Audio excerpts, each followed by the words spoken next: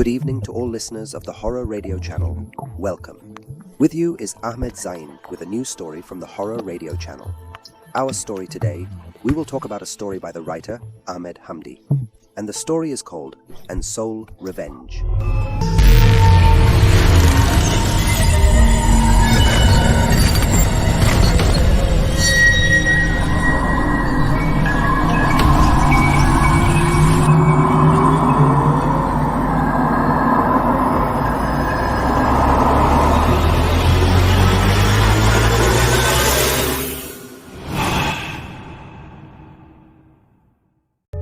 I am going to die. I decided I was dying.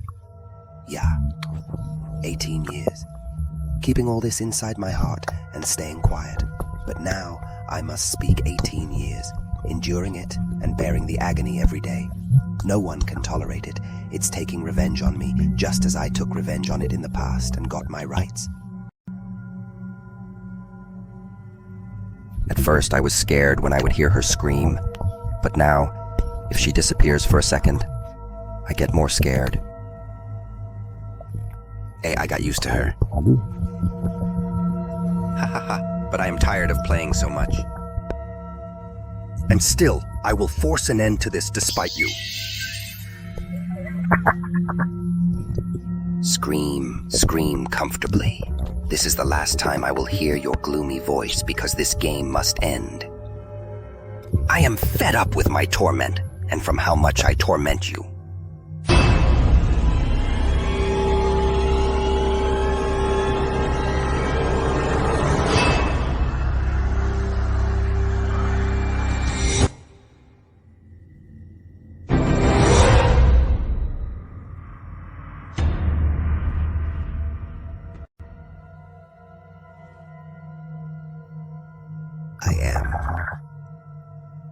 I am Amar, Egyptian, but I lived more than 10 or 15 years in the Gulf, between Saudi Arabia and Iraq, to the extent that most people thought I was Gulf because I had acquired Gulf nationality. I am a communications and computer engineer, and when I returned, I decided to settle down and start a family and a home. One day I was out with my friends Ayman and Salim, and I saw her in a big club in Cairo.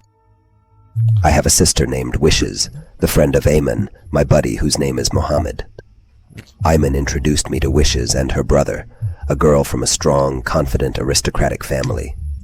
And to be honest, I admire his arrogance. I tried with her a lot, but she was not easy. She knows very well what she has to do, and I was really impressed by her. I asked about her.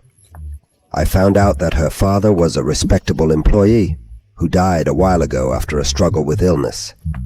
And she has a brother who is married to someone from their relatives, also a decent family, with a lot of money and high positions. Truly an honorable family, a daughter from a significant family. Her brother works as a petroleum engineer, and her mother is a very elegant lady. Without thinking, I went and proposed to her, and that was her mother's reply. Your Excellency is not Egyptian or Egyptian with another nationality. You might leave the girl at any moment and travel. But her mother was reassured when I wrote her a very large check.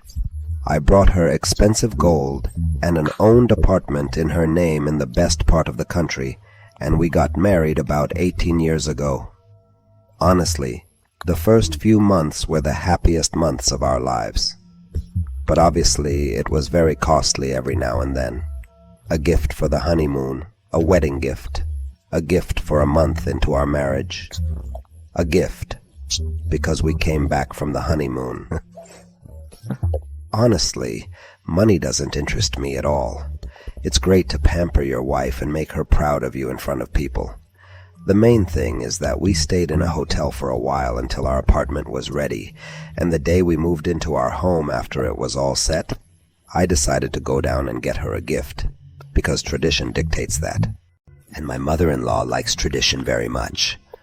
And if I don't do this, it will honestly be a dark night. The important thing, I bought her a wonderful necklace with a Quran in it. It belonged to someone very dear to me. It was my deceased sister's. May God have mercy on her. But honestly, I couldn't find anything more precious to gift her with. The truth is, she was not very impressed with me, but she liked it when I brought her a very beautiful bracelet. She was very happy with it and wore the necklace pretending she was pleased with it. But that wasn't clear on her. I asked her to wear it all the time, never to take it off no matter what, but actually she wore it hidden under her clothes. She felt it wasn't very stylish. I'd like to share with you something very important. Frankly, I was careful not to make Omnia pregnant. I wanted to enjoy my life, free and happy, and that's what I mean. But after a while, I discovered that my wife is pregnant. I was suffocating, very annoyed.